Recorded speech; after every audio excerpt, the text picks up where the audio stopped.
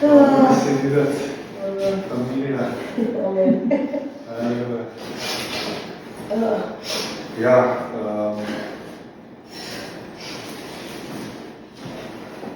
haleluja. Veliko stvari se je med spremenjem dogajalo. Ampak to, kar sem je skozi vtis, da nam bo hoče govoriti glede sezone, v kateri smo, ker je ena zelo posebna sezona. Toliko stvari se poklapa in v duhu in v naravnem, da pač te stvari, ki jih bom govoril, so z veliko gotovostjo v mojem duhu. Čeprav včeraj, ko sem prvič to podelil v KCL, sem bil še malo raztresen, ampak upam, da boste mi malo lažje dobili sliko. Septembra me je Kleman izval, da podelim besedo o gospodovih praznikih v KCL in to je bila ena stvar, ki me je sicer zanimala, ampak nisem nikoli preučeval tega. Sem razmišljal o enih vidikih, ampak podrobno nisem poznal. Ko sem se poglobil, sem videl, kako je Bog čez celo zgodovino zelo natančno deloval v Božjem ljudstvu v sezonah. Te sezone je določil z luno, soncem, zvezdami, osupljivo. Tudi narava je govorila o sezonah Boga in vse ključne stvari, ki so se zgodile v Božjem ljudstvu, ali pa veliko ključnih stvari, lahko vidimo v Svetem pismu, da so bile vezane na točno določeno sezono, recimo Pascha, začetek pomladi. Potem vinkošni praznik žetve, praznik trobentanja, to, kar je jesen. Vse je zelo precizno in zanimivo je, da delovanje Jezusa in Svetega Duha potem je bilo usklajeno s temi prazniki. Jezus je umrl na praznik Pashe, Sveti Duh je prišel na vinkošni dan. Tako da tlej je v bistvu sem se sprašal, ali so kristjani, vsaj prvi kristjani imeli kaj več razumevanja in občutka za te Božje sezone, Božje praznike in mi je skozi prihajalo spomin tisto, kar je Pavel nekje napisal, da če bo le možno, da bi bil za vinkošni dan, vinkošni praznik v Jeruzalemu.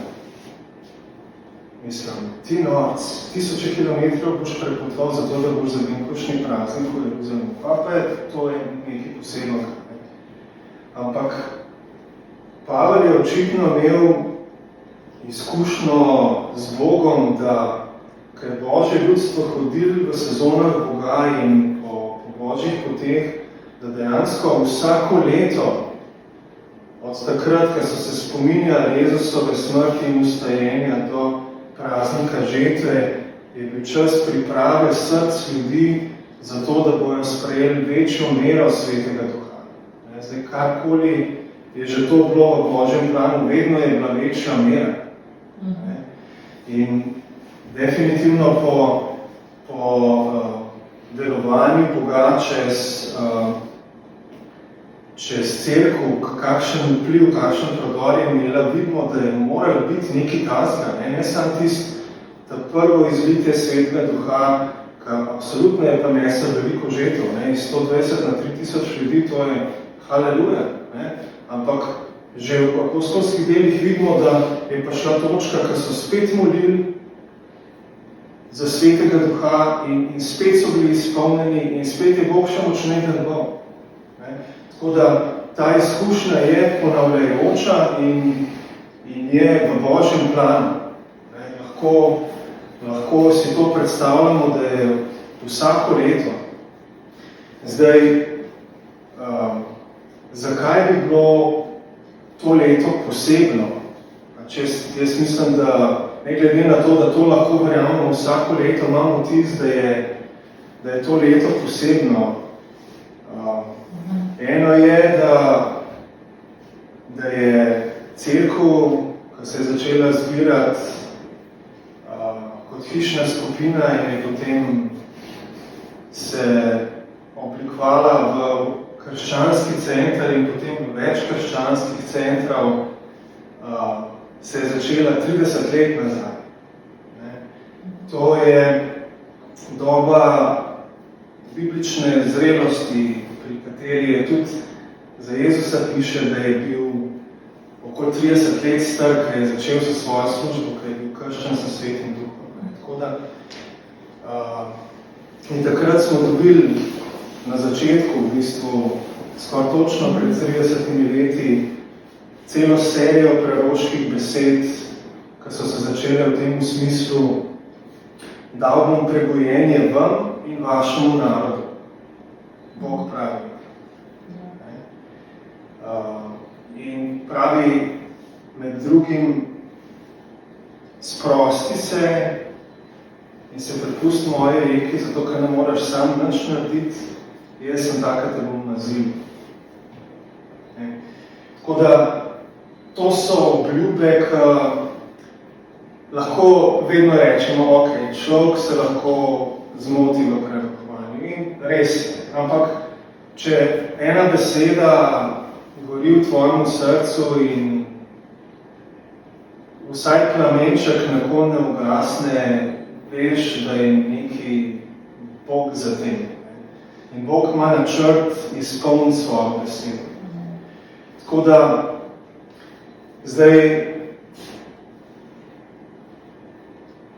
zanimivo je, no, še ena dodatna pričevanje, ki sem ga letos odkril, je, da najverjetnejši datum Jezusovega rojstva,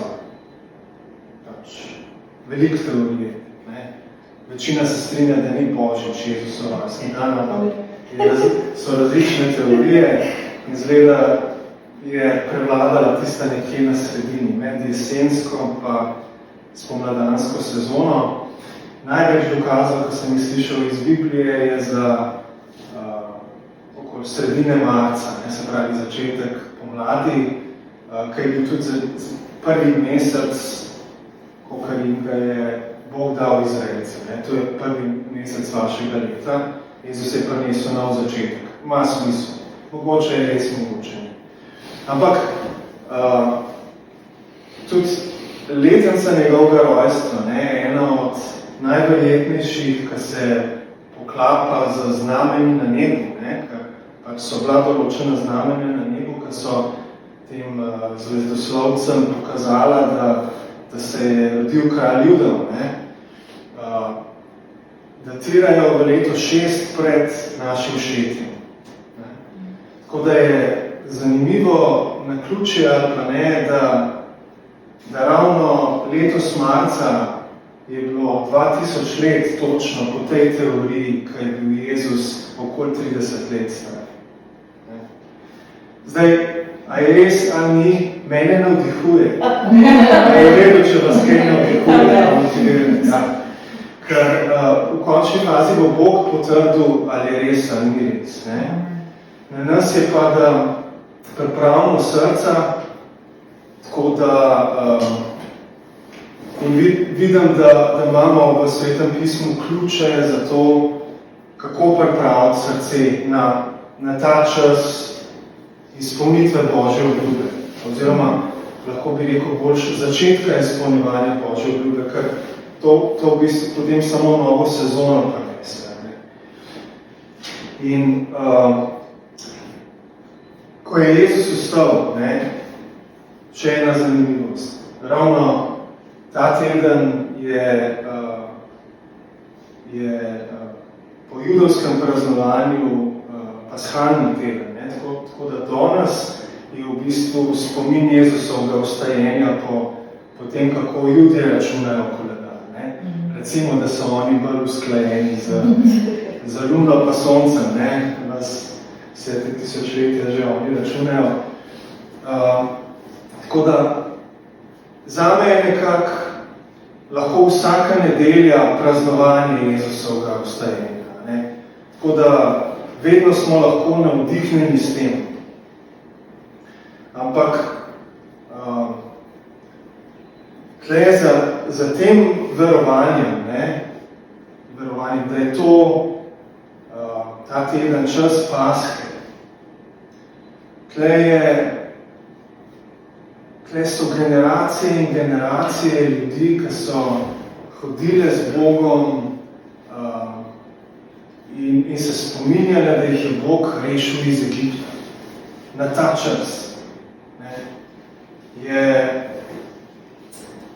Ni mi nekaj majhnega. No, mislim, niti to, da se katoliki, oziroma večina krščanstva spominja velike noči, ni nekaj majhnega, ker vidim vero mnogih ljudi za tem. Ne? Odnos z Bogom, ki ima veliko ljudi v ozadju tega praznovanja. Ne? Ljudje pa še to bolj, pač to gre še stoletja, tisočletja nazaj, ne? Hoje z Bogom. In ja, razumem, da kristjani lahko gremo v napačne ekstreme, če začnemo posnemati ljude preveč. Ne?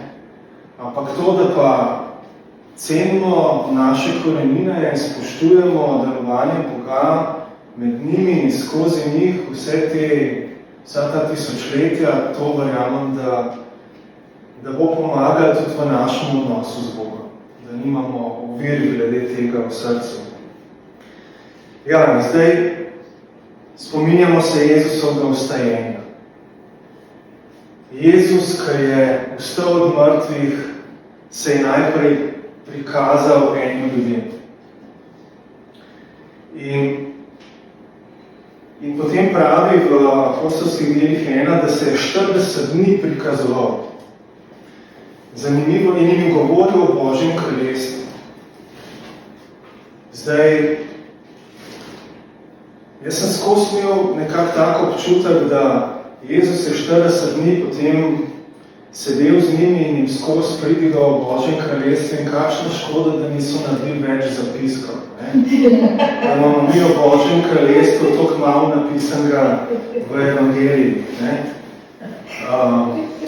Ampak očitno Jezus ni toliko veliki in govoril. Če zberemo vsa ta različna poročila evangelistov pa Pavla v 1. Korinčanom 15, s kom se je Jezus srečal. Imamo primer Marija Magdalena, ta prva omenjena, potem Peter, potem Jakob, to so bila posamezna srečanja. Potem večkrat se je prikazal apostolom. Enkrat brez Tomaža, enkrat s Tomažem, enkrat, ko so šli ribe loviti, lahko da je še kakšen drug učenc tam, in enkrat Pavel navaja, da več kot 500 bratov naenkrat. To pomeni, v različnih srečanjih, lahko so bila to bogoslužja, lahko pa tudi ljudje na svoji poti. Dva sta šla v Emaus in jih je Jezus srečal. Tako da, očitno je bilo nekaj pomembnega, kar je v teh 40 dneh Jezus moral narediti, zato da jih je pripravil na tisto, kar bo sledil potem, ko bo on vzel v nebesa in bo oni morali nekaj časa vztrajati v veri, da bo Bog lahko izvil Svetega Duha. Ne glede na to, da je bilo vse v Božjem tajniku, po Božji uri, je vse zahteval sodelovanje ljudi in pripravo njihovih src. Tako da, ena od stvari, ki sem opazil danes, je, da je Jezus zastavil eno vprašanje. Mariji je zastavil vprašanje isto, kakor dva angela pred njim. Najprej je srečala dva angela. In sta jo vprašala žena, zakaj jokaš. In potem je Jezus se srečal z njo in jo je isto vprašal žena, zakaj jokaš.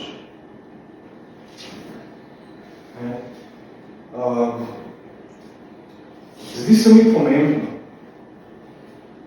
pomembno, ker lahko, da so v naših življenjih stvari, ki jih objokujemo, ki jih obžalujemo, ki si želimo, da bi bile drugače. Peter je imel svojo zgodbo za tem. Mislim, da ni naključje, da se je s Petrom srečal ali pred Marijo Magdaleno ali pa potem, ker je imel največje breme. V bistvu je bil prepričan, da je izdal Jezusa, najboljšega prijatelja, in verjel je, da je več kot prijatelj, verjel je, da je Kristus, da je od Boga poslani Mesija in mogoče je zaradi tega Jezus umrl. Ali pa tudi, če ni zaradi tega, mislim, jaz sem za moč ora. In ena od stvari, nad katerimi lahko žalujemo, je, da ne vidimo sadov v življenju, za katere smo verjeli. Ker piše v Svetem pismu, da ni treba, da zatajimo Gospoda sa svojimi besedami, da rečemo, ne poznamo Jezusa, pa Jezus mi nič ne pomeni. Ja, to lahko pomeni zatajitev. Ampak piše, da ga lahko zatajujemo sa svojim življenjem. In mogoče je to breme, ki ga imamo nekje v svoji duši.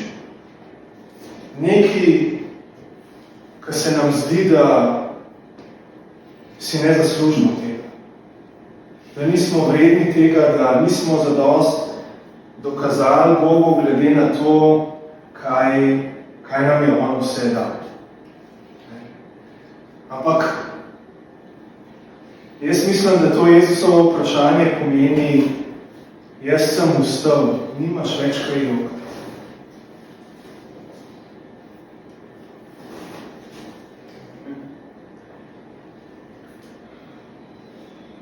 To, kar nam je zate, si ne moreš zaslužiti.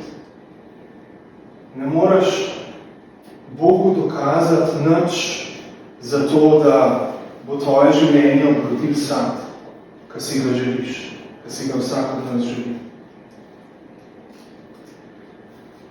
Tako da, in pol naprej je rekel, Janez 20:17, pojdi k mojim vratom in povej, grem gor k svojemu očetu in vašemu očetu in svojemu Bogu in vašemu Bogu. Nekaj osupljivega se je moral začeti dogajati, ko je Jezus vstal od mrtvih in ko je počas začela prihajati vera v srca učencev. Zdaj, Jezus je kar naenkrat govoril zelo jasno, isti Bog, ki je moj Bog, je tudi vaš oče, tako kot je moj oče. Kar pomeni, vi ste bili rojeni na novo. Zato, ker verjamete, da sem jaz vaš rešitelj in jaz sem vstal od mrtvih. To je vse, kar je bilo potrebno. In to potrjuje potem, ko se je naslednjič srečal z učenci in je rekel v 21. vrstici, mir vam, kakor je oče mene poslal, tudi jaz pošiljam vas, in ko je to rekel, vdahne vanje in jim reče, prejmite svetega duha, katerim koli odpustite grehe, so jim odpuščeni, katerim koli jih zadržite, so jim zadržani. Prejmite svetega duha, vdahne vanje, prejmite svetega duha. Mislim, lahko bi bili super duhovni pa rekli, ok, to je mišljeno za pol čez 50 dni, ko bo binkočni dan, bojo prejeli svetega duha. Ampak ne, mi vidimo, da so šli v enem evangeliju, da so šli polni veselja v Jeruzalem slaviti Boga. Mislim, nedvomno je Sveti Duh začel delovati v njihovih življenjih. Oni so bili na novo rojeni. Tudi vidimo izraz Tomaža, potem, ko je soočen z ostalim Kristusom in reče: moj Gospod in moj Bog, ne bodi, Jezus mu je rekel, ne bodi neveren, ampak veren. Njegov odziv je bil moj Gospod in moj Bog. In pač vidim, da so ene globoke stvari, ki jih Bog dela v srcih učencev, ki se Jezus srečuje z njim. Naslednja vprašanja, ki jih je Jezus zastavljal,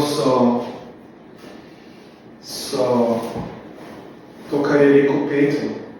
V 21. poglavju ga vpraša: Simon Jonov, sin, ali me ljubiš bolj kakor ti? In pa ga še enkrat vpraša: Simon Jonov, sin, ali me ljubiš? In še v tretjemu reče: Simon Jonov, sin, ali me ljubiš?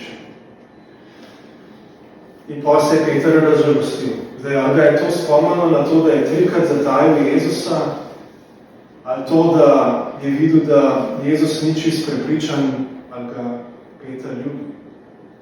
Ker odgovaril mu je nazaj z drugo besedo. Ne vem, zdaj, ali ga je sprašval agape, ali me ljubiš agape, in on mu je odgovoril nazaj: ja, rad te imam.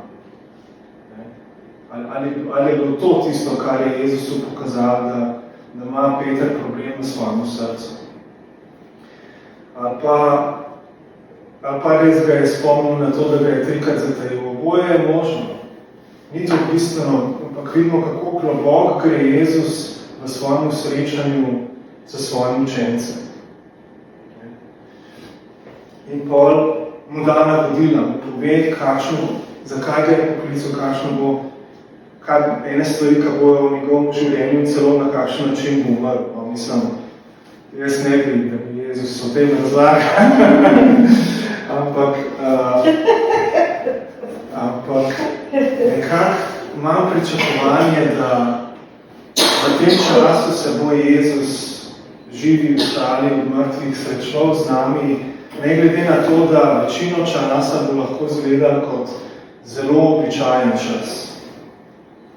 Ampak ni za podcenjevati nečesa malega in globokega, kar prihaja od Boga. Jaz se odločam, da bom verjel Bogu, da bo naredil v meni, v moji družini, v mojih bratih in sestrah vse, kar je potrebno, da bomo pripravljeni za to sezono, ki je pred nami. Ja. Haleluja. Tako da je ena velika vera očitno potrebna v naših srcih, zato da bomo pripravljeni na to, kar ima Bog za nas. Na to sklepam iz tega, da so bili v prvem poglavju apostolskih del apostoli z ženami in Marijo, Jezusovo materjo in njegovimi brati, ene misli stanovitni v molitvi 10 dni. Težko rečem, da niso nič jedli, nimamo ničesar tele informacije, da bi imeli post, ali pa da se ne bi kaj pogovarjali, da ne bi študirali Božjo besedo, ampak očitno je bil en intenziven čas, ko so bili skupaj ene misli. In kaj je bila zdaj ta ena misel? Jezus jim je rekel: prejmete moč, ko pride Sveti Duh na vas in boste mi pričali v Jeruzalemu in po vsej Judeji in Samariji in do konca zemlje. In prej mi je rekel: naj čakajo obljube od očeta, ki ste jo slišali od mene, kajti Janez je krstil z vodo, a vi boste krščeni s Svetim Duhom ne dolgo po teh dneh. Zanimivo je, da jim ni povedal, koliko časa ga mora čakati.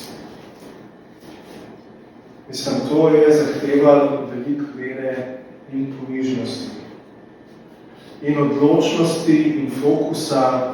Bog, ti si to obljubil jaz sem tukaj zato, da to sprejmem in čisto nič manj, kot to nočem. Tvoja obljuba krst s Svetim Duhom. Ja. In očitno so različne dimenzije krsta s Svetim Duhom. Če smo začeli moliti v novih jezikih, ja, bili smo potopljeni Svetega Duha do neke mere. Smo prerokovali, smo polagali roke na dlobne, da so bili ozdravljeni, ja, sigurno je to ena mera izpolnitve s Svetim Duhom. Ampak zato, kar verjamemo, da nas je Bog poklical, da služimo narodu in narodu, da oznanjamo evangelij, da oznanjamo odpuščanje v Jezusu Kristusu, to je nekaj, kar presega vse naše dosedanje izkušnje. Ja. In pač vprašanje, ki si ga zastavljam, upam, da si ga vsi smo pripravljeni zastavljati, smo drzni si to verjeti, da Bog lahko v kratkem, ne dolgo po teh dneh, naredi nekaj toliko radikalnega, kar si nismo mogli predstavljati, mogoče smo si želeli, ampak je dejansko to, za kar smo 30 let ali pa malo manj hodili z Jezusom in mu bili poslušni toliko, kar smo najbolj znali in vedeli, z vsemi svojimi padci in napakami. Vprašanje, kaj imamo za zgubiti? Zdaj več noč. V 30 letih res ne več velik. Ja.